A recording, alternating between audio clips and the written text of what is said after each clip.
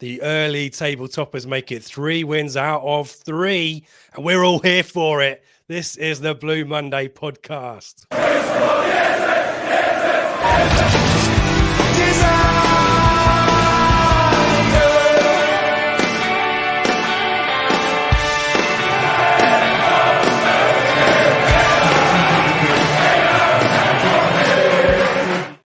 Hello and welcome to the Blue Monday podcast discussing Ipswich Town, up or down and top of the league since the start of the season. But we've been around since 2015. I'm Richard Wood, and this is the Flagship Show brought to you in partnership with our great friends at Innovation Labs. We go live every Sunday at 8 p.m. to talk through the latest ITFC game. Joining us to talk through a victory in the capital, David Diamond, Seb Brown. Gentlemen, can you believe your eyes when you look at the league table? Seb, we'll start with you in the middle there. How are you? And give us your instant reaction. This is just nuts, isn't it? It's brilliant, isn't it? I think we spoke on the Flagship. I saw on the pre-match on Thursday night and said how great it was to be a Town fan, and it's gone up a couple of levels since Thursday night. It's crazy, isn't it? You know, we're looking at league tables, and I know people are saying, "Oh, you won the first 5 games in 2017, 2018," but it's completely different this year. You know, there's so much substance behind it, and the transformation is just absolutely crazy. If you go back, a couple of years, we're sat here and we're struggling against 0-0 at home to MK, 2-2 and Wimbledon, and we're struggling in 2 years on the whole club. The Town is transformed. It's absolutely phenomenal, and long may it continue. Yeah, Dave, I mean, I'm hoping that every week Ben or I will be asking our weekly contributors, can you scarcely believe your eyes? But no one could have predicted this, could they? I don't think they're so. a liar. No, I don't think so. I mean, looking at those first 3 fixtures, I suppose on paper they weren't. It could have been worse. It wasn't. We're playing like Leicester, Southampton. First couple within the first 3 games up. So it could have been a hell of a lot more difficult on paper, but you still have to turn up. And I think it is that just momentum, as Seb said, that momentum and feel good factor spilling over from last season is just still there in abundance, because it's the same side, isn't it? Let's face it, it's exactly the same side. And I mean, even the goalkeeper, we're fretting. We'll get onto that probably. We're fretting about Walton being out for perhaps the best part of 6 weeks, 2 months, but no more than a fortnight ago. And he's just been absolutely superb, hasn't he? Yeah, well, we'll get to that. We are here to talk about QPR. We are live, so we want to hear from you in the chat. We'll go there in a second and see who's joining us. As always, if you're able to join us at 8 o'clock live on YouTube or Facebook, do get involved in the live chat. It really helps drive the discussion and the debate. We always want to hear from you, but we also love and respect our podcast folks who typically maybe listen on the way into work on a Monday. So just, turn that frown upside down, folks, going into work. We've won at the weekend and we're all very happy. Let's see what the chat has got to say for themselves. Stuart is here. Evening all. What a lovely weekend it's been. That's the positivity we want. Charlie D is here. David W is here. Come on, you Blues. Dan C, I'd have been more than happy with 5 points after 3 games. I think, maybe. Well, I'll get your thoughts on that one later on, maybe, chaps. Marty is here. Ashley's here. So glad I didn't get to go yesterday. Didn't get released from hospital till the second half. Had to work hard for that. Hope everything's all right, Ashley. And a win to soothe whatever issues you've got there. Good to hear you've got out of the hospital, though, and all the best from everyone here. Rob is with us. John B is here. Kirk is back. Bit fortunate at times yesterday, but we dominated for periods at a tough ground. Come on, you Blues. Bluey's here. Lovely weekend. Great result. Grinded out. Shame the girls lost today in the World Cup final. They should be proud, though. Neil is here. 100% records. Mark is here. London day out with 3 points. Charlie D, Morsey and Mass have been so good. We will talk about our midfield. Tony is here. Very important person when it comes to Frinton golf, I've been told. Stubbsy is here. Lee is here. Alex is here. Nick is here. Rob as well. Hladky looks like he's up for the fight with Walton over the number 1 shirt. Excellent again yesterday. Fantastic stuff. Thanks everyone for joining in. Jules is here. Chris, Veronica, Matt. To quote Seb, we quoting Seb in the pre-match, are we? I think isn't it great being a Town fan at the moment? Yeah, you just quoted yourself again, haven't you, Seb? You did that right at the start. Hi to Nick. Neil, bring on Filthy Leeds. Hi, Leeds fans. Yes, more about them later on. But yeah, thanks to everyone. We'll definitely get to your questions later on in the show. Other things to tease as well. A special announcement. What could it be? Come back later on. Well, stick around. Not come back. Stick around, and we'll tell you more later on. Let's deal with some other bits and pieces of news. We talked about the Lionesses defeated. It was quite a good day for women's football, at least at 11 o'clock this morning. But ITFC women got their season up and running today, chaps, away at Cardiff, newly promoted Cardiff, who had an unbelievable home record. Scored in the first minute, Cardiff.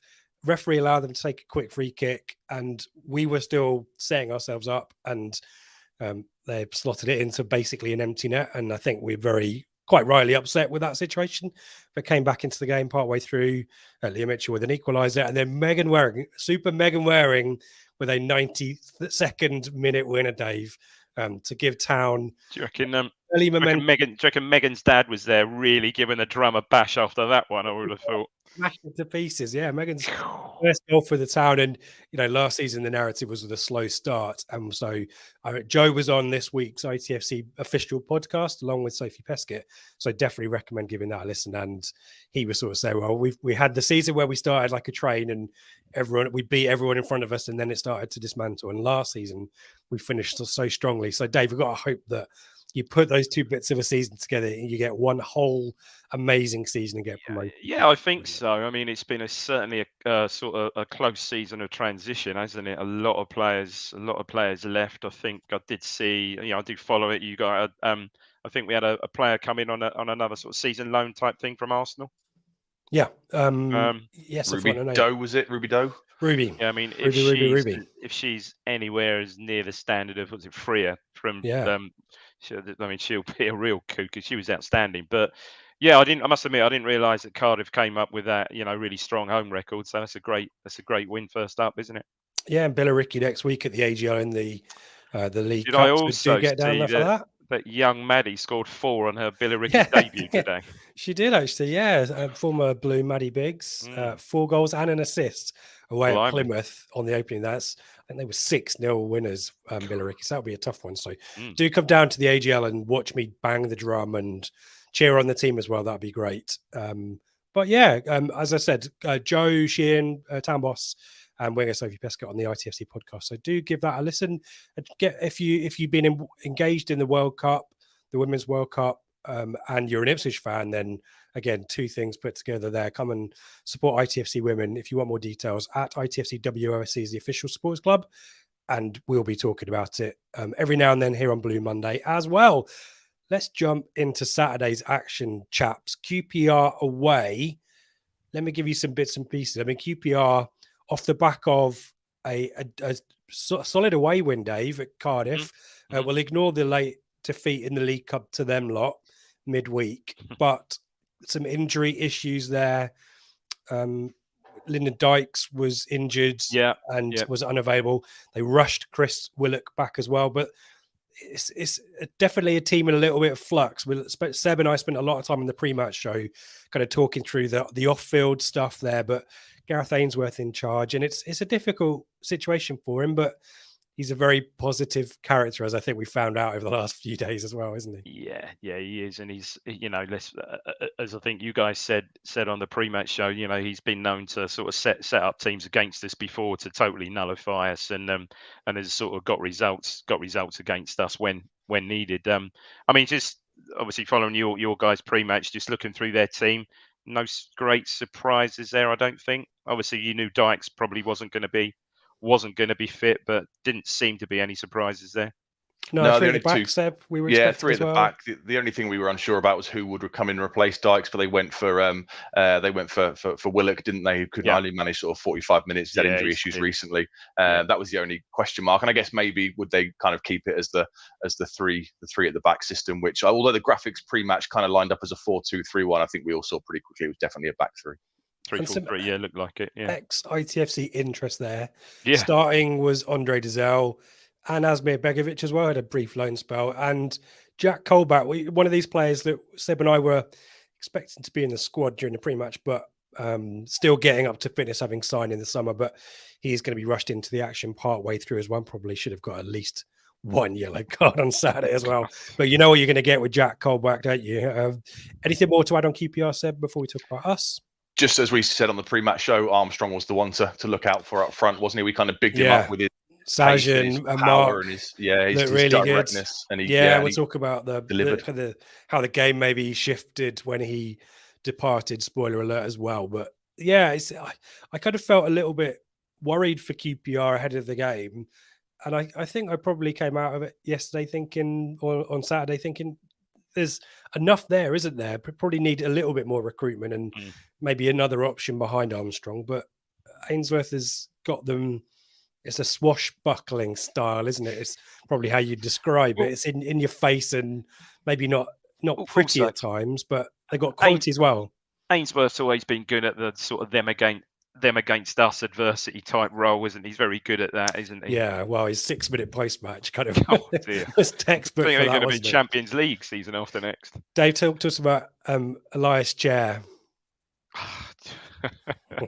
Yeah, well, I mean, we'll get to the effort, but yeah, he was likewise, he was a handful. Again, not sure if you referred. I can't recall you referring to it on the pre-match show. Whether there must surely have been some interest in him over the summer. Well, yeah, we'll get to his effort in the second half, but that would have just been Beckham-esque, wouldn't it? Well, exactly the same, pretty much, wouldn't it? Chaplin-esque, Majority-esque, yeah. Oh, there you go. Yeah. Seb, no surprises with the Town lineup. We speculated about Harry Clark. There was a little bit of.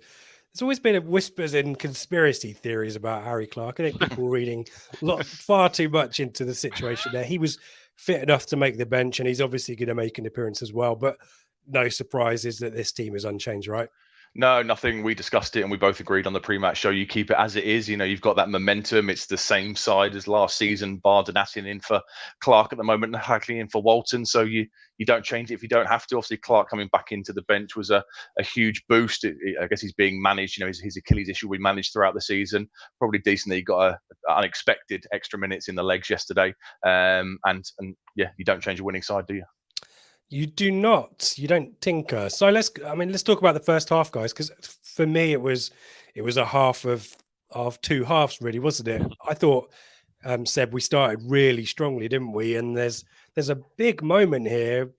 Where's Burns from this corner, isn't he? Where maybe any other player, perhaps, a Clark or I don't know who's coming in from the far post. You know what I mean? Burns in the air. Little bit iffy, but big moment here. Great corner from Davis as always, and Broadhead's involved too. It was, and he's got to hit the target, hasn't he? So it's a deep corner from Davis, swung over to the back post. He's clever. He runs round the back of Wolfenden, who's grappling with somebody, and Chair's marking him. And Wolfenden, if you look on the highlights, just kind of nudges Chair a little bit so he can't get near it. And Davis has done the hard work. He hasn't got to generate any kind of power on the header. He's just got to get it on target. And yeah, he gets it wrong, doesn't he? Burns is normally pretty decent in the air. He's one that tends to hang up there, I think, and he's okay in the air, but he gets that one badly wrong. He's on the run, completely unmarked. He's got to hit the target there, surely. And we had started well at that point, hadn't we? We were kind of dictating the play and knocking it around really nicely, and we know what a threat we are now from set pieces, and that one certainly should have made it 1-0. And I guess had that gone in, I think the remainder of the half would have been very different to how we saw it eventually kind of go. Yeah, well, talk to us about the rest of the half then, Seb. Because it does kind of, there's this moment on 12 minutes, isn't there, that this seems to happen, guys. I mean, I'll open this up to both of you. There's a lot of fine margins go for us. I think McKenna talks about these fine margins, but how this shot from Armstrong doesn't go in, it kind of defies physics. Maybe there's a save from Hladky there, but these margins, guys, are going for us quite a lot. Sunderland very similar. Is that a little bit of a worry for you, Seb, Dave? Either of you want to talk about it? I don't think it's a worry. I mean, we say it evens itself out. I mean, just think in the past how those fine margins perhaps have gone very much the other way. And there is a sort of train of thought that Hladky did get a slight touch on that, but yeah, it was. I mean, Armstrong was quite funny because quite rightly he was off celebrating, wasn't he? He was. QPR fans were off. He was off to the corner flag, and then all of a sudden it was, hang on, it hasn't gone in. So, yeah, you could put that, I suppose, in the same bracket. Maybe first game the Bellingham miss, who's been on fire, ironically, since in front of goal. But you can probably put that in the same bracket. I mean, he should score that. He scores that. Arguably, it's a different game, and the same yesterday. So, yeah, at the moment, those fine margins are going in our favour, and long may it continue. Yeah, talk to us about Hladky then, Seb. He's come up quite a few times in the chat as well. Sam here, Hladky's been immense. I think Jules has said it as well. Others have said it in the chat. If he's got a touch on it, it's a great save. But he's been involved at Sunderland. Obviously, won us the game essentially with that 103rd minute save or whatever it was. Even at Stoke last weekend, there's really important big save at 1-0. Yeah, I mean, talk to us about his importance. It's been great for him. We were all really worried on the eve of the season when the rumours about Walton kind of came out, and then they were confirmed by McKenna pre-Sunderland. And we kind of thought, we've not really seen Hladky. I know he was the first choice under Cook when he first joined the club, but he wasn't overly confident at times, and he's kind of played in a few cup games. And McKenna has always bigged him up and said how good he is with his feet, and played him against the likes of Burnley, where he did look very good. And there was a slight conversation, wasn't there, kind of last winter, sort of January, February time, when maybe Walton wasn't going through a great run of form, and people were saying, should Hladky come into the side? And I'm delighted for him because he's done really well. He got his 6-7 minutes against Exeter towards the end of last season, which is clearly a bit of an acknowledgement about how good he is to have around the place. And the goalkeeper position is crucial to have somebody pushing you, week in, week out, day in, day out in training. And he looks like he's done just that for a couple of years. And this is his reward for it. And yeah, if he gets a touch, I've watched the replay several times. I can't tell if he gets a touch. If he does, it's an absolutely phenomenal save. It's almost impossible to see. But if he has it, it's a phenomenal save. And yet again, he's kept us in the game, and he's produced a big moment when he has to, just like he did away at Sunderland, just like he did at home to Stoke. And he had a couple more in the second half. He had another one, didn't he? A few minutes later, a set piece swung into the box. I think it was Morgan Fox. The centre back gets up and loops a header towards goal, and he tips it over the bar. And yeah, really happy for him, because we were all pretty nervous, let's be honest, going into the start of the season without Walton. But Hladky's done excellently, and yeah, I still expect, if Walton comes back and he's fit, he'll get back into the side because he is the number one. But really delighted for Hladky, and he's not let anybody down at all. I was going to talk about the rest of the kind of first half action, but we've got to split up a little bit, Dave, because I want to ask you about Janoi Dynasty, and all of us love JD, don't we? But he's had some moments in that first half, particularly around that Sinclair chance where he's kind of turned inside out a couple of times, really almost gives away a penalty. And then I think is Fox his man for that header as well, perhaps. It wasn't the greatest. Our right hand side in the first half, is it harsh to say it wasn't the best for them? A little bit, perhaps. It was odd because he was fine. He was fine until that sort of Sinclair Armstrong chance where he gets the ball, and it's a classic Dynasty move. He gets the ball, right, turns inside, usually just finds his man, no problem at all, but seems to just get his feet muddled up and passes it straight to Armstrong. And again, a bit like kind of the sending off in the Sunderland game, although that was much further on in the game, that just gets the crowd up, doesn't it? That gets the crowd up. And yeah, that just, I know that it was, what did you say? I didn't quite appreciate how early that was. Did you say 12th minute? I think that so. happened, yeah. 12th minute.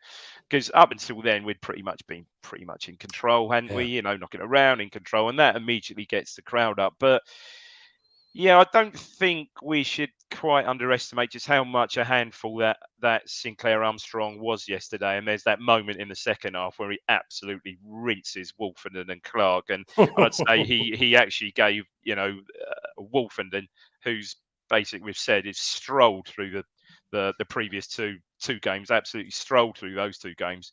Yeah, he gave him he was a right handful yesterday. So I don't think we should quite underestimate that from Dynasty, and it's it's just great that as Seb said, Clark was on the bench and could come on, get some minutes in his legs, and we've got two fairly adequate right backs there.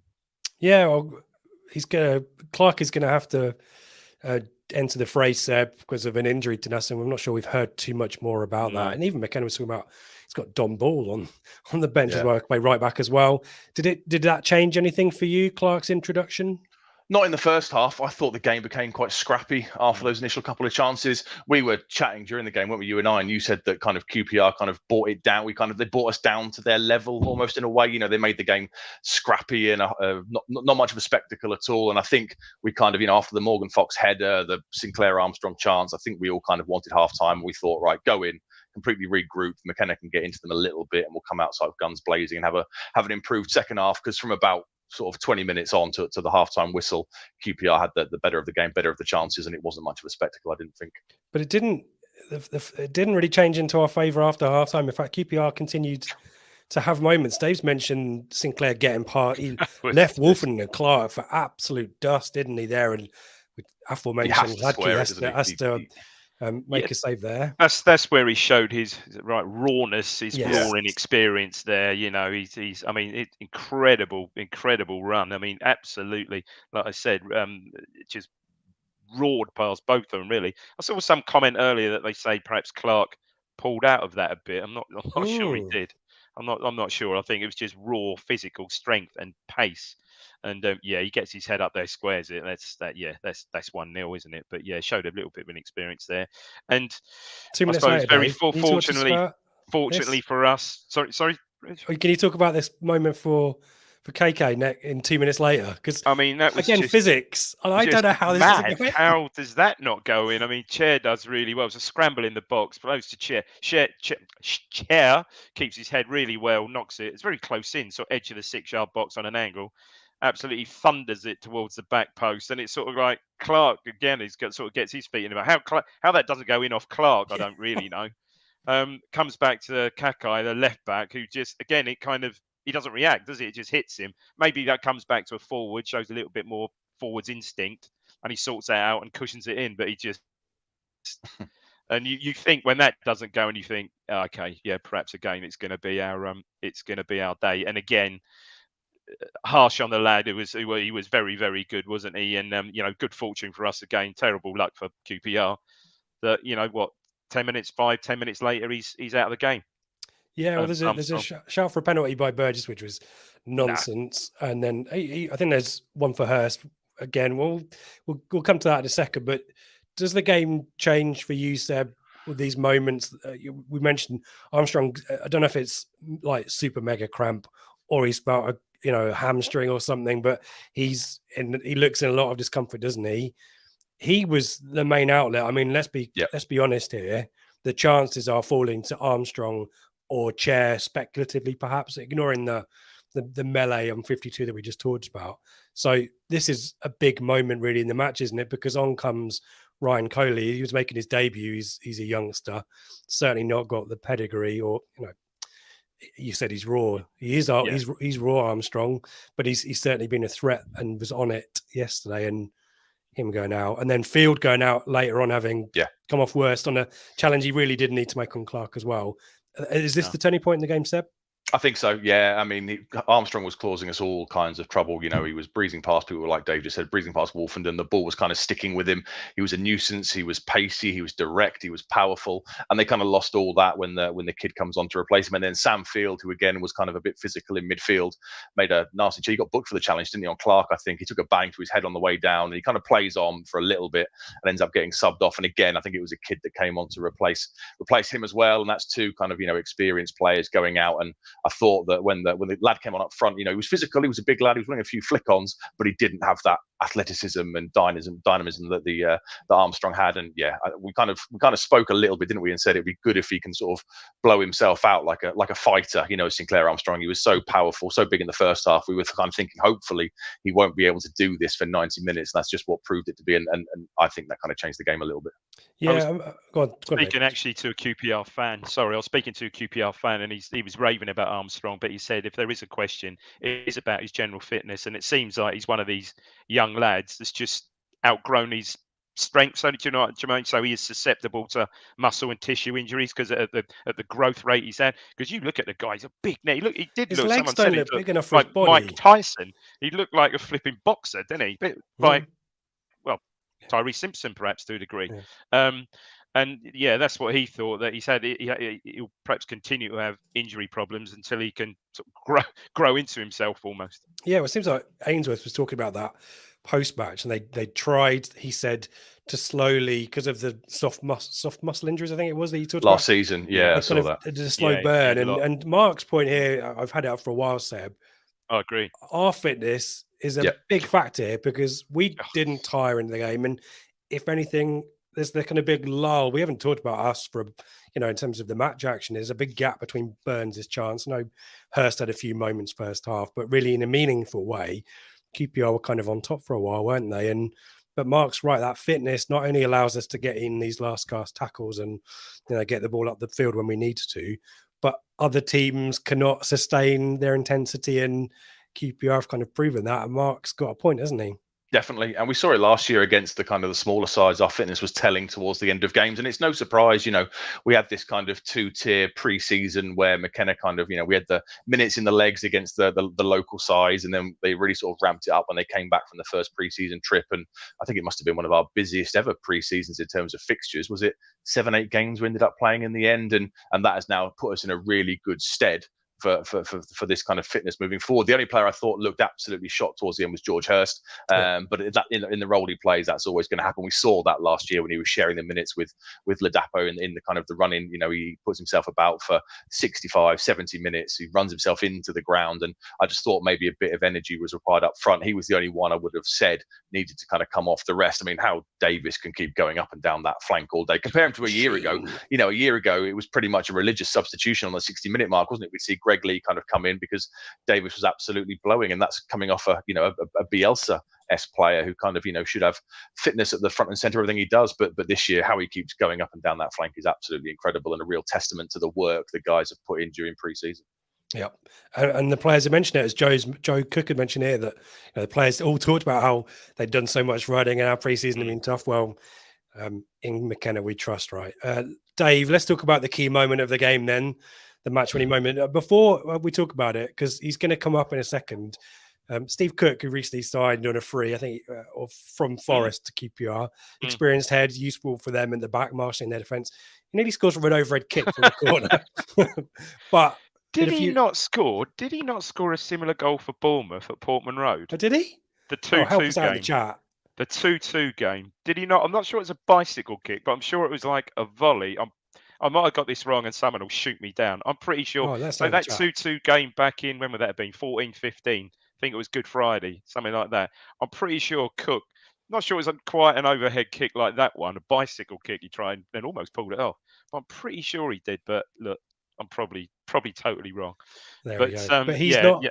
He's sharp on that moment, but for the goal, Dave, he's not as sharp as Connor Chaplin, is he? Chaplin is just ridiculous. I mean, Chaplin receives the ball. I think we break the play up in midfield. I think Broadhead may win it in the sort of central position, and I think it breaks for Chaplin, 40 yards from goal probably, and obviously left side to Luongo, and it's the same old play. It's a little Luongo, just one touch. Davis obviously already, yeah, he did. There you go. Davis already. There you go.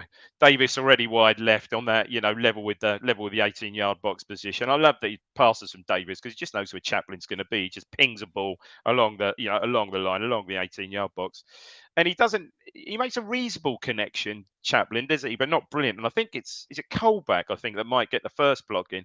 And Chaplin's just flat on his face, isn't he? I think maybe Cook is perhaps in the twilight of his career, and he just gets up so quickly, and before Cook can react, he's there. Keeper's unstarted. Begovic is unstarted. He's just there, right, and right foot wraps it through Cook's legs. Not really in the corner, but as you say, Begovic is unstarted. He hits it with pace. Just instinct. I think we spoke about it yesterday, didn't we? After it went in, and you said instinctive, and that's exactly what it is. It's just class finishing, isn't it? Yeah, and limbs in the way in which we love to see as well. I mean, Seb, I want to talk about QPR and Ipswich at the end and kind of sum up the game. But to me, this kind of this distinguishes us from QPR and quite a lot of the other teams in the division. Is our chances are created from efforts around the penalty spot, aren't they? Yeah. QPR had these efforts from range. I mean, yes, there's the set piece moments, but that's just ball pumped into the box, into an area. These are moves, incisive moves. It's great from Luongo. It's great from Davis. Obviously, fantastic from Chaplin. But that's the difference, and that's what we've seen from McKenna since almost day one, isn't it? That we fashion these chances that give us a sight of goal from really close in where you're on to scoring. And I know folk don't like the XG, but the XG tells a story really on these kind of moves, doesn't it? And the goals that we score as a result. Yeah, absolutely. And the players all know where they're going to be. Like Dave said, as soon as Yep. Davis picks up that ball, he knows exactly where Chaplin's going to be, because Chaplin did it, 40 times last season, and ended up getting 20 odd goals off of that kind of movement in the box. He just comes alive, doesn't he, in the box when the ball falls to him. And like Dave said, how we got up, I've got no idea. You know, to be face down within a second, you're up and you're firing the ball into the bottom, into the corner of the net, was absolutely phenomenal. And delighted for him, because he's had a few chances. You know, he hit the bar with that great effort at Sunderland, and there was some chat in the Telegram this morning. I think he's averaging 8 shots, somebody was saying. I think Dan might have put it in there, saying he's advertising 8 shots per 90 minutes at the moment. I mean, he put a comparison in, saying Haaland only has just under 4.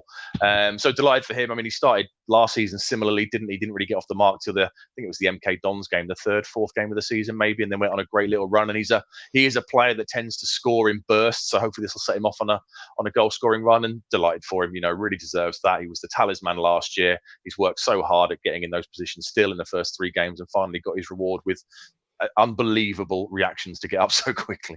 Yeah, and won us the game essentially, isn't he, as well? And Josh mentioning Cook getting a bit of stick from the away end, but I think there was some good chat there, and he was giving some back. So that's what you want, you know. Yeah, like that. Good dynamic there, and he seems like a good pro Cook, isn't he? But not as good on the old Pilates and yoga as maybe old Chappers is there. And Chaplin nearly gets a second. It's a good save from Begovic a few minutes later. The only meaningful action I've got, I mean, generally, I think we see this out pretty well, apart from Dave, 86 minutes when this moment, this could have gone really badly for us, couldn't it? I mean, just absolutely. I mean, Chaplin's was a brilliant effort at Sunderland, but I think this was, but how can I put this?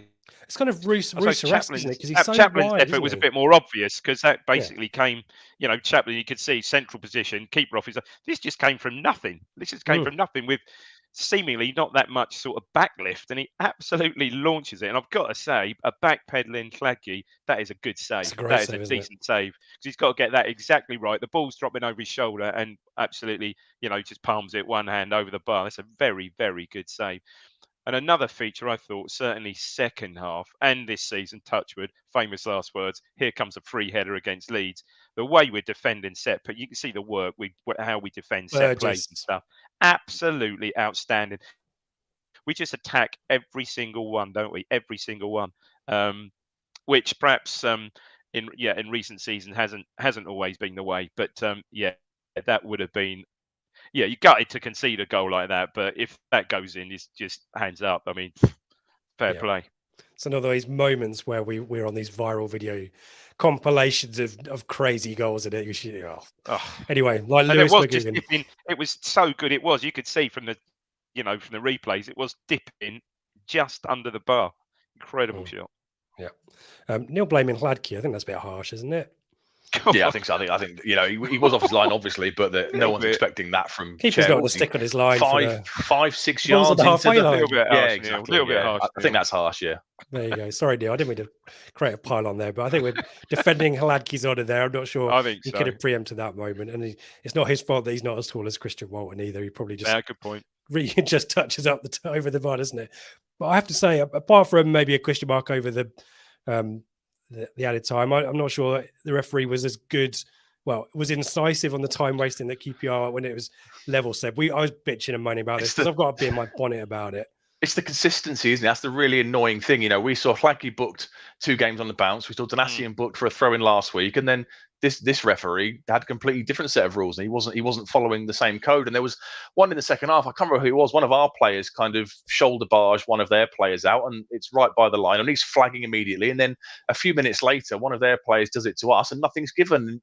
All you want is consistency. You know, I know we whinged last year about the standard of refereeing, and yesterday I thought it was pretty poor from the ref and the linesman. You just want that consistency. You know, if our right back and our goalkeeper is getting booked for time wasting at Portman Road in the Stadium of Light, then it should be exactly the same if the QPR players are taking their time. Frustrating. Yeah, but in the end, it didn't matters. Matter. Yeah, it didn't matter. Not because Ipswich Town win another game in the Championship. Great scenes at full time. Harry Clark is obviously on the pitch and gets to do his kind of blah blah blah blah, you know, fist pump. I don't know why I was going with that. But yeah, blah blah blah blah blah. That's how in my head. That's what he's kind of winding them up, isn't he? A little bit. But yeah. Stephen's joined. Hi, Stephen. New to the show. Welcome, Stephen. What start to season? Being a town fan for 32 years. I was on 606 last night. So nice to shut it up. I wonder if he's careful what he wished for. More about them later on. I just want to get your summings up of the game, guys. Let me put the attacking momentum chart up, because to me, watching it did feel at times that we were under the cosh, but the stats the XG is superior, the possession stats are superior. So maybe I'm being a bit harsh, but when you look at it here, we are the blue side of this line and the white line is QPR.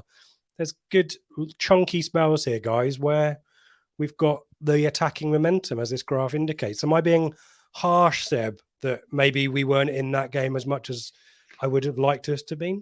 It didn't feel like it as much, but maybe that's coming off the back of the Stoke performance, where we were pretty dominant, and created chance after chance after chance. That graph proves we were kind of in it much more so to after the goal. It was all us really until the last minute. I guess that little bump towards the end is the long ranger from Chair, but even the ones before that are kind of half chances. And I mean, going back to the XG, the chance that their left back Pal puts one of the posts must have contributed the vast majority of their XG. So worthy winners. It was decent because it was different to the first two games. We played 3 games now, haven't we? And it's been 3 very different kind of victories. We've kind of hung on a bit at Sunderland, but under real pressure at the start of the game. Maybe rode our luck a little bit. At Stoke, we've kind of dominated more in terms of chances, albeit not possession, but chances, and kind of put in one of those performances we're used to at Portman Road. And then yesterday was a bit of a scrap, and we kind of stood up to it. And we discussed on pre-match, what you're going to get from a Gareth Ainsworth side. It's going to be long throws, it's going to be set pieces, it's going to be aggressive and in your face. And we stood up to it and found a way to win. I think McKenna said that after the game. Working hard is the new normal, and I think we'll kind of see many more games like that this season. And I think second half, the central two, Luongo and Morsey got control, didn't they? Luongo was good again yesterday. I mean, Morsey's, we said this last week after week, Morsey's just on a certain level every week, but Luongo has so impressed me. Yeah, and give us your thoughts. I mean, QPR, Dave, probably their fans maybe coming away from that frustrated that they've not taken at least a point. Ainsworth definitely said as much. No, I think I can sympathise, totally sympathise with them really. But I think, as Seb said earlier, if they pull out that kind of commitment and that kind of performance, especially at home throughout the season, they're going to beat teams. They'll be fine. They'll be absolutely fine, won't they? Absolutely fine. I suppose there's a slight doubt about the size of squad, perhaps, for them. Yes. But you could see, like yesterday, Sinclair Armstrong goes in. The crowd are up. They're very vociferous crowd there, tight to the pitch. I don't know what there was this 16, 17,000. Very vociferous crowd. They'll get ahead in games this season, and the momentum will, momentum from the crowd and everything else will just take them through. So I'm pretty sure they'll be all right. And I think Ainsworth perhaps talking up a little bit too much, but I'm sure they'll be fine. And as for surprising people, I think I certainly had them towards the bottom. Maybe not relegation. I don't think, certainly had them towards the bottom. But I think they'll probably be okay. But very much depends on injuries and given that size of squad. And look at the basically bringing kids off the bench yesterday, which doesn't necessarily augur well. They've got to keep Chair, haven't they? If Chair were to move on in the next 2 weeks of the window, I think they've got a problem. Yeah. But we'll talk more about us in a sec. Get your questions in, start them with a Q&A, get your perspectives on the match, thoughts ahead of Leeds, thoughts ahead of transfer window, etc. Stick a Q at the start, only helps us out. And also, good numbers here. Please give us a thumbs up if you haven't already. See the folks on Facebook have done that. Thank you to Mark, Stephen, Justin, Jackis, James, Sean, and Angela. Thank you so much on Facebook. Please do the same on YouTube and subscribe if you haven't already. But as we mentioned, we're in partnership with our friends at Innovation Labs, and here's a word from them. Innovation Labs is business hub and co-working space with strategic locations across Suffolk. Our aim is to foster innovation, entrepreneurship, business growth, and the development of an AI centre of excellence in Suffolk. Monthly hot desks are available from just £79. For more info, head to innovationlabsgroup.com or contact info@innovationlabsgroup.com. Innovation Labs, providing support for businesses across Suffolk. Locations in Stowmarket, Ipswich, Sudbury, Woodbridge, with more to follow. There's newly married Mikey Penty Smith on the voiceover. Congratulations to him. Yeah, congratulations, mate. Yeah. Let's go into the chat. See what folk have got to say. There's a mention of Greg Lee in Oxford. I think one person's tweeted that. I mean, it wouldn't be a massive surprise, Dave, if Greg Lee departs with it. It wouldn't be. I think I'd be disappointed, though. You know, look, Davis is playing now at such a level that say he's irreplaceable. Yeah, but you're not going to replace Davis with anyone at the same standard at the moment. But yeah, Greg Lee, I would say, is adequate at this moment in time. But again, a little bit if we understand it, like the Kyle Edwards situation, Oxford come in, regular first team football, then yeah, you couldn't blame him if he wanted to go. Yep. Fair enough. Seb, John here. Shades of Burton away last season, QPR win, where we rode our luck in the game and were expected to win comfortably, but came through a hard-fought win. Do you agree with that? And I think also something to say about I always kind of enjoy those wins a little bit more sometimes than the ones where we actually absolutely dominate.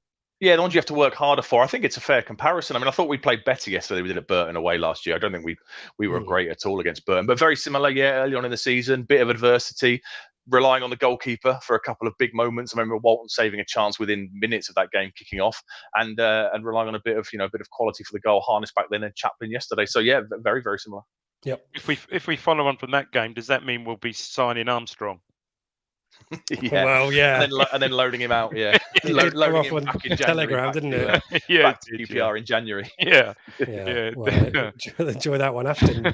Get your cooking oil out. Lee wants to know what the t-shirt is. It's a AFC Richmond training shirt in bright orange. I thought I had to wear something. You can't really see I do have my away shirt hanging out of view there as well, but yeah, a little bit of orange to celebrate. Marty, our counter-attacks are so much quicker this season. What I love is Burns looking to play into feet into the box instead of Rose head, Flock H, head up looking for the pass. Exciting to watch. Are we more incisive, Dave, in your opinion? Yeah, seemingly. Yeah, we've all been critical in the past of Burns perhaps final ball, and yeah, he was certainly capable of hitting Rose head. A perfect example last week. He was patient, got his head up and picked out Jackson perfectly last week. Not sure there was too many examples of that yesterday. I can't really recall, but no, I thought he had. I think we all said it. I thought he had his best game against Stoke. His best game for a while. Even heading back into the latter part of last season, his best game for a while against Stoke last week. So yeah, I think he's another one that's just adapted well, hasn't he? I know it's Leeds next, Dave, but are you getting a sense that we're going to have entirely different strategies or different strategies for home and away matches? Because Sunderland and QPR have kind of felt very similar. I guess we haven't got a huge amount of a sample size, have we? But well, I think McKenna said, away games are going to be difficult. You're not going to go to many championship away sides and roll teams over like we were, particularly back end of last season. We're just not in the championship. And Sunderland was a gritty, hard fought win, as very much so as was yesterday. Leeds at home. I mean, I know we'll get to cover this in a minute. That's one of the fixtures. When the fixtures came out, one I was looking for, because it's always great. Leeds supporters will come in numbers. We know, fantastic atmosphere. 29, whatever, almost 30,000 next Saturday at Portman Road. So I'm really looking forward to that. And yeah, you're right. They'll bring a different set of problems for us. Yep. I think it's worth, Joe, just to jump in, I think it's worth pointing out that we kind of saw that transition from home and away games, I think, in the run-in last season. Derby, Bolton, Barnsley, we were very much more of a counter-attacking side, I thought, away from home. And at Portman Road, obviously, we looked to dominate the ball and build from the back and stuff. So I think we saw that evolution maybe sort of happen towards the final third of last season. And I think away games this year will continue in that ilk, given the kind of sides we're going to go away to. Yep, fair point. Yeah, I mean, we won't. We won't dominate possession away from home either, will we? Perhaps yesterday was a bit of an outlier where I think it was always going to be that way, maybe against an Ainsworth team. But yeah, we certainly won't dominate possession as we did away last season. Yeah, and John Uffy says, we're used to League One domination, which obviously looks a little bit different. Yeah. Matt mentioning that Holly Turner, ITFC women's striker, serious injury for her, so we wish her all the very best. Would be a shame given she didn't really get a huge amount of opportunity to feature last season. So as we say, we wish her all the best. Tony, our mate Tony in the Telegram, Seb, is Cameron Burgess potentially knocking on the door of international recognition with I can't- Australia? Is he not? Is it? Is David Johnson? He qualifies for Scotland as well. Other than Harry Souttar, I can't think who else. Isn't there a guy at Hearts in Scotland who maybe starts for Australia at centre back? Yeah, I mean, potentially, you know, he's done superbly now for what, 9 months? It must be coming up to now. He kind of came in, was it last autumn when Edmondson kind of got a knock, and yeah, he's undroppable, isn't he? He has that lovely balance with that left foot as well, which is so important. So yeah, I mean, Harry Souttar's probably the nailed on one, given that he moved for big money to Leicester, albeit they're in the same league now. And yeah, I guess from a selfish point of view, I think I'd rather he qualified for Scotland so that he's not travelling flying across the 3 times. A la Tommy Smith. Yeah. He you can just see the work that's gone into Burgess. His distribution is just on a different level to what it was this time last season, isn't it? You just see it. There's that chip ball to Hurst, isn't there, for the penalty shout? He's got a lovely, for a big lad. He's got a lovely left foot, lovely left foot. Yeah. Talking about Hurst, here's our mate Sully. I don't think Hurst got enough credit yesterday. Made the ball stick all day. I thought he gave a great platform. Thoughts on who wants to talk about Hurst? He always does, doesn't he? I think he always kind of holds the ball up, runs the channels, runs himself into the ground. He had that kind of half chance in the first half he fashioned for himself on the edge of the D where he sort of fired over. And apart from that, didn't really have many other challenges. But, you know, regardless of, you know, threats on goal, he is going to put himself about and run for 65, 70 minutes and absolutely knacker out their centre halves before maybe a change comes in and the Dapo comes up. So I think he's great. The ball sticks with him. You know where he's going to be, and he's going to give you absolutely everything in the time he's on the pitch. Yep. Yeah, probably a good shout for a penalty yesterday. I mean, Cook was all over. Do you think? Really? I think it would have been soft. If that's the other end, I think if that's Armstrong and it's contact there, on him, I think I'd be fuming.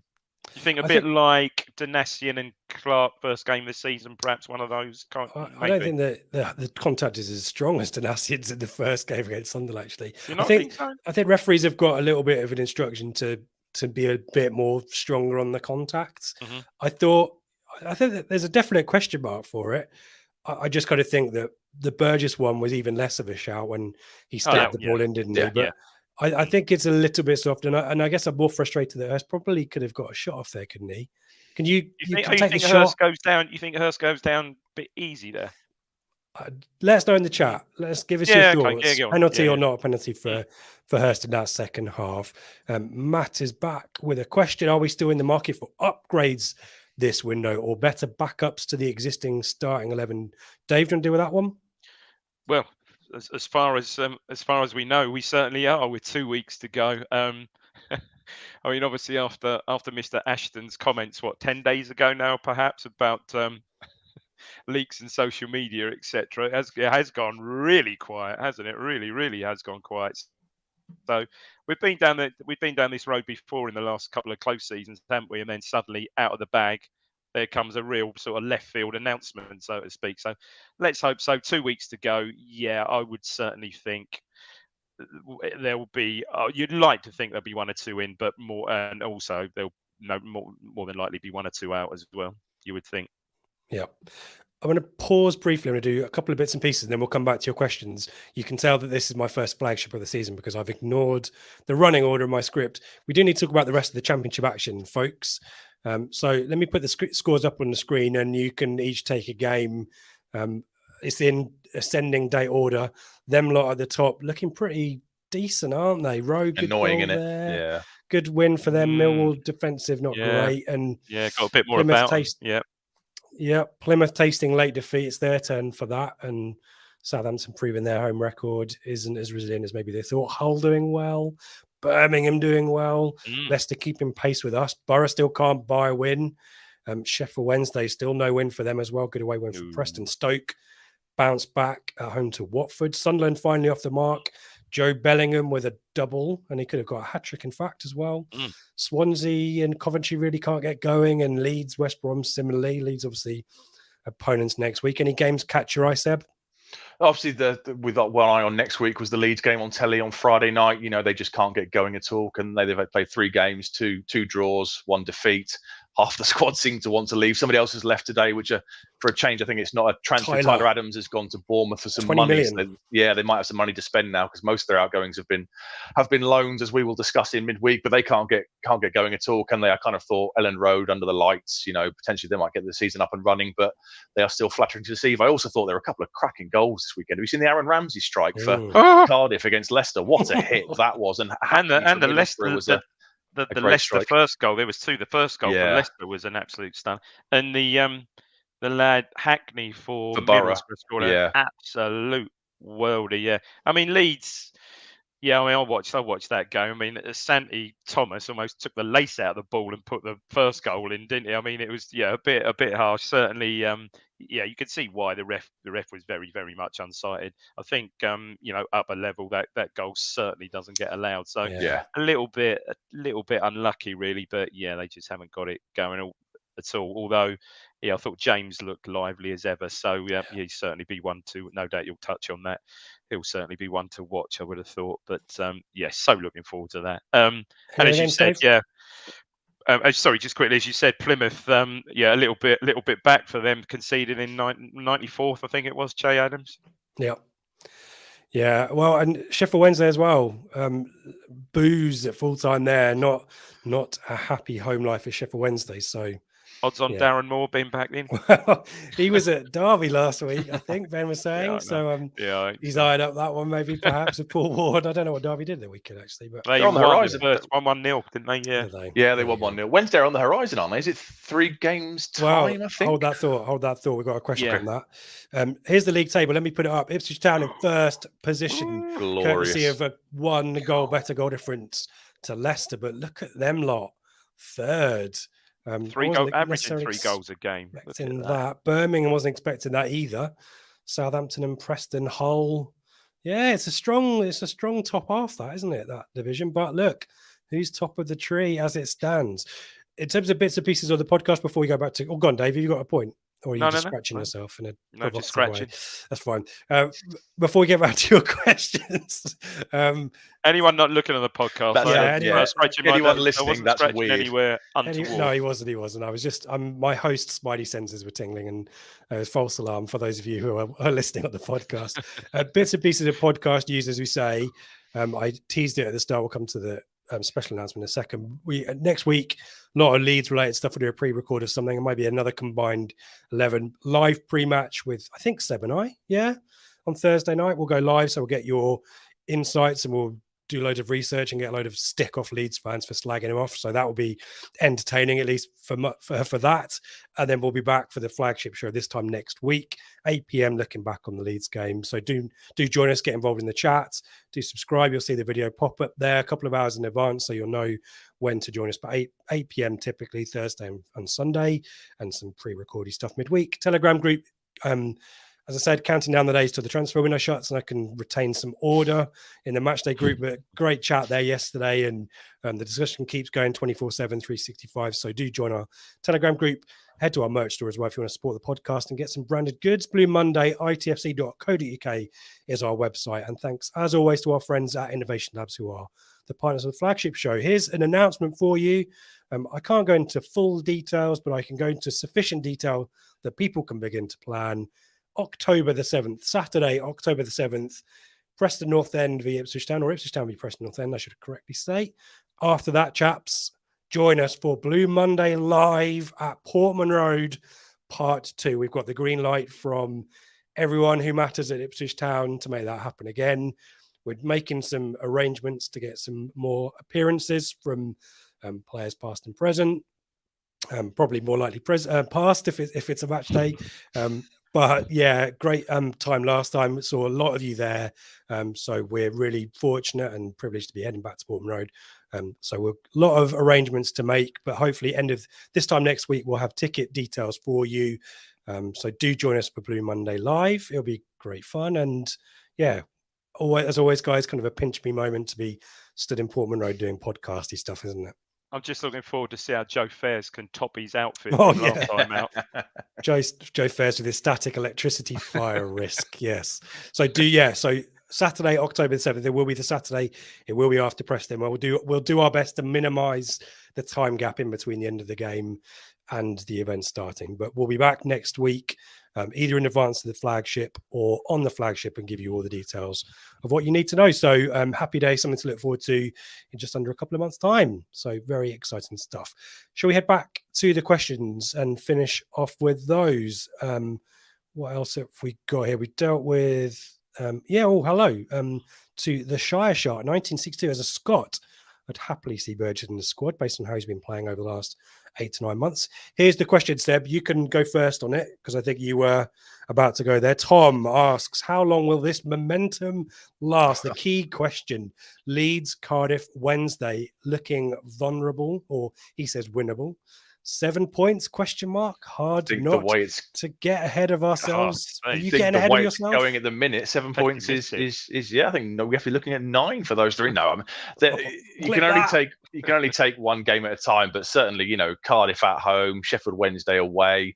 Cardiff are a side that most people would have expected to be in trouble this year, and Sheffield Wednesday is as you said, not a happy home life with the crowd booing and the manager under pressure. Leeds is going to be a big test next week. I think we'll know a lot after the Leeds game, because that's our first kind of proper big boy who's come down from the Premier League, albeit they're in a little bit of crisis squad-wise and kind of new manager going in, new ownership. But yeah, if we were to beat Leeds, I would expect us to beat both Cardiff and Wednesday. Neil has suggested 100% record till the international break, Dave. Thoughts? International break is after Cardiff? Cardiff, yeah. So 2 games, yeah. There you go. Yeah, I think so. I think so. Just quickly, we with the first team to come up from League One to win 3 in a row since Southampton. Yeah, and I thought that was the season. That's when Southampton, I think the third of those games, that's when Ricky Lambert did his stuff and they beat us 5-2. Yeah, 5-2 down here, and within those games was a 3-1 home win over Leeds. There's omens. It's all over. It's all over the place. Pay out now, bookies. Over the place. Yeah. So, Stat, I need to give a shout to our mate Statman and wish him obviously all the very best as well. He tweeted yesterday that Chaplin's age was something like 26 and 159 days or something. How? And he said on this day, someone else score who was exactly the same age. Yeah. And in that season, Ipswich got promoted to the Premier League at the end of it. Exactly the same. Yeah. That is, but epic. I think it transpired. It was Stockwell, wasn't it? It transpired. I think that's who it was. Those were the days. Those were the days. We'll stick with you on this one. Sarge asks us, does Walton come back into the starting 11? Well, we've debated Hladky a little bit. Walton, no, it's tough, isn't it? I mean, do we think he's possibly going to be fit after the international break? Is that good progress has been made, I think. Prognosis, or I'm not really sure. I mean, I think initially it was 6 weeks to 2 months, which would obviously take us to the end of September. I mean, is it going to be that straightforward? I don't know. If Hladky keeps up his form and we keep keeping clean sheets, and he keeps making big saves, despite what people thought when Walton got injured, it's still going to be a big call, that one, isn't it? A big call. Look, there's no doubt Walton is our number one. I don't think, hopefully, he won't get into a Mikel Arteta. I'll put David Rowe. I've got 2 number ones. How the hell does that work? So, and look, what a great problem. If it turns out that way, what a superb problem to have.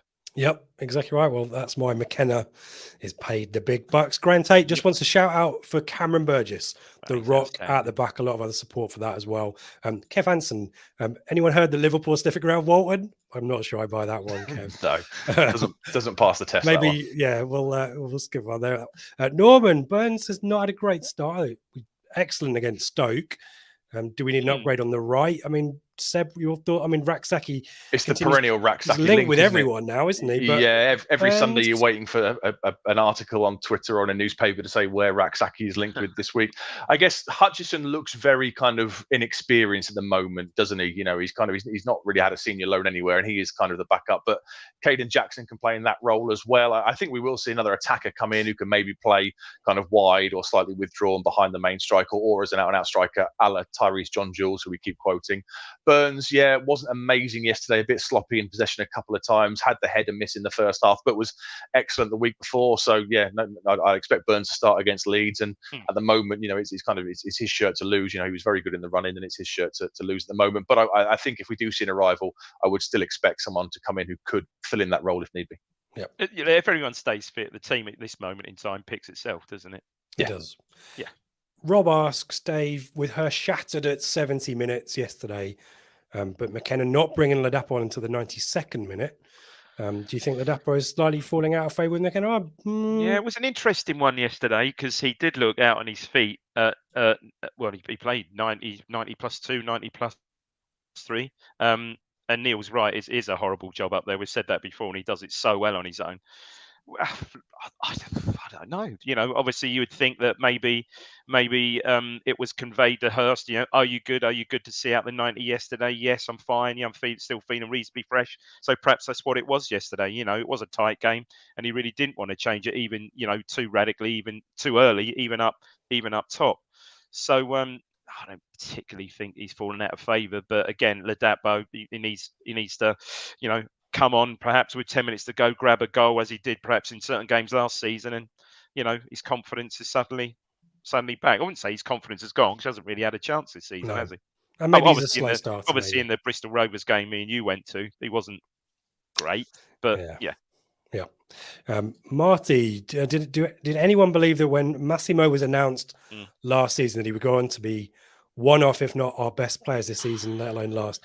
Absolutely incredible. Hold that thought, Seb, because Ashley asks, haven't we won almost every game that Luongo has started? We've drawn 3. Yeah, we've drawn 3. Set a record. We haven't mentioned the 21 game unbeaten record, club record as well, guys. Yeah. Is it all entirely down to Massimo Luongo? I think at the start of the season as well, I thought with Taylor coming in, he was injured in pre-season, didn't feature for a couple of games, did he? I think people kind of thought maybe Taylor would be the one to kind of slot in alongside Morsey, given we paid a big fee for him. But Luongo's just been absolutely superb. He was brilliant away at Sunderland, brilliant again yesterday. Did so well yesterday because he was playing on a card, wasn't he, for well over, an hour, 70 minutes of the game. So, yeah, he's just class. And what is his record? Played 20, drawn 3, won 17 or something insane. So, yeah, he's done really well. Like we said a few minutes ago with Burns, it's his is the shirt to lose. Him and Morsey in that central midfield position have been absolutely excellent. I mean, that was a kind of a left field signing. Because I think, like you guys, when he came in, I was a bit underwhelming. You can't get a game for Borough, and he's injured. Yeah. Just cover, I thought. Again, this is where McKenna and the coaching team, they must see something in the player. They see something in the player. Right, we're going to get him up to speed. We're going to get him fit. And I remember the impact. I think his very first appearance was against Burnley, and he absolutely hammered someone in midfield, didn't he? And you think he'll do. And for the remainder of the season, once he got in the team, he just complements Morsey so well, doesn't he? Well, they complement each other, but he is just those two are just the perfect fit. Yeah. Yep. Jules, DD cleaning his Pro V1s under the table. No, let's move on. We're moving it on. Pro V1s, Jules. Can't afford those, mate. Pro V1s. It's got his top flights out, Jules. Far too good for me, mate. Far too good. Wanted to Michael's join us. Early days for all our players. Yes, we can get better, but we won all 3 games. Yeah. Before we talk about Leeds, we got a question from Lee about Taylor. Taylor's got similarly to Walton. Surely, is he waiting for someone to make a mistake or get injured? I think so, yeah, or a suspension or something in that central midfield position. Again, we kind of saw him as a box-to-box player when he joined, given how he played at Peterborough, but McKenna kind of said in pre-season he wants to see him get forward more. So at the minute, he's going to have to be patient. I assume he'll play against Reading in 10 days' time, whenever it's a couple of weeks' time. But until then, he's going to have to remain patient. Yeah, barring suspension and injury, no way to get past either of those two. No. Exactly right. There's more stuff in the chat that I'm not put up about. I'm sorry, Dave. I've got you into trouble, and there was nothing untoward going on whatsoever. Tony Rand, and an itch, guys. I know. I'm really sorry. I thought you were just excited to say something. A couple more comments before we just finish on Leeds. John Uffy, for everyone looking to maintain the feel-good factor, if you Google top form football teams, click the transfer market link. It makes for pleasant reading, especially if you filter to 20 games, as we said. New record set for the club for unbeaten. And Sam, best spirit / togetherness at the club since ? And don't mess with Pert. Did anyone else clock that at full time? Yeah, a it's little good bit of a face-off He with was having Ainsworth's having a bit of a spat with Burns, I think, wasn't he? a little bit. Yeah, Yeah, and Broadhead, I think, on the bench, wasn't he? And then Yeah. suddenly, I think Rennie Gilmartin wandered over, and I think that kind of put Ainsworth back in his box a little. Yeah, loved a bit of that. Martin Pert, now he's shaved his hair a bit. He looks a little bit fearsome, doesn't he? I love that from him. Leeds, guys, we'll finish on that. Obviously, the opponents next weekend. Seb, you mentioned their record so far: no wins, 2 draws, 1 defeat, -1 goal difference. Familiar friend in charge there, he'll get the similar kind of chance that Alex Neil got. Hot reception, hot.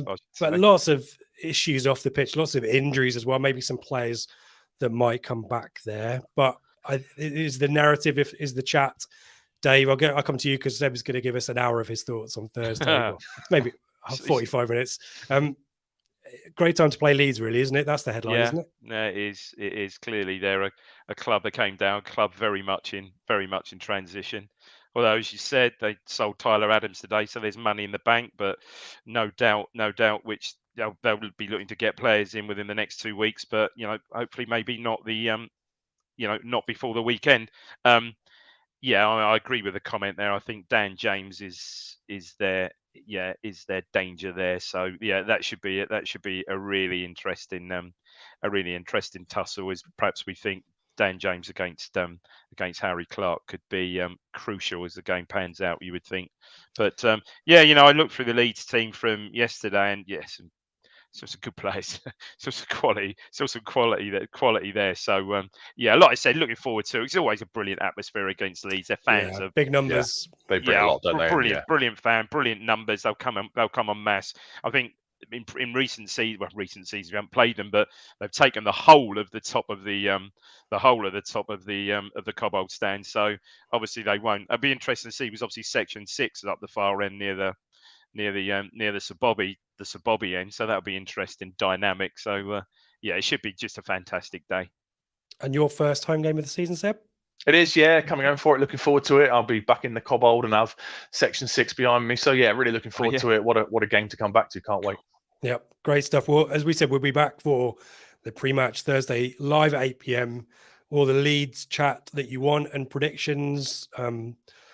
Getting a lot of abuse about predictions. I can't help it if I win it last season. But anyway, people are planning already for my demise this season. Wasn't Seb spot on this week? Predict it spot on. I was, Dave. I was. Has the momentum shifted? We will find out on Thursday. Is that the first bullseye this season?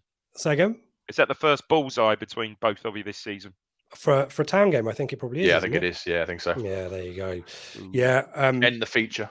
End the feature. Stop the count now. Well, let's do that.